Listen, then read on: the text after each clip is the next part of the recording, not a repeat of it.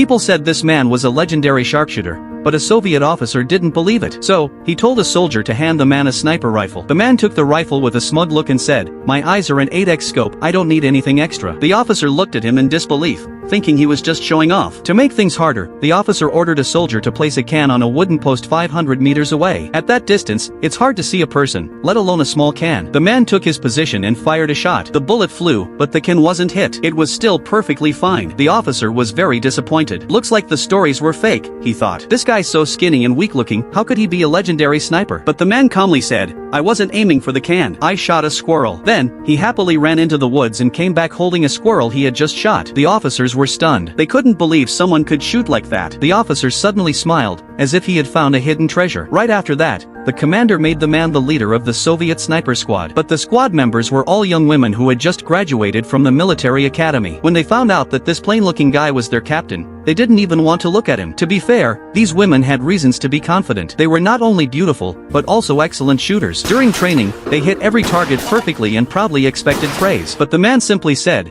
"This is just the basics. In real combat, enemies won't stand still waiting to be shot." To improve their skills, he decided to change the training style. He took the women to a river, placed cans on tree branches, then floated the branches in the water to create simple moving targets. The women took turns shooting, 1 shot, 2 shots. To everyone's surprise, all 4 of them fired 8 rounds, and not a single bullet hit. Even the nearby officer was shocked. The women went silent, but they didn't want to admit defeat. They thought it was impossible to hit a target like that. Then, without saying a word, the man raised his rifle and fired once. Bullseye.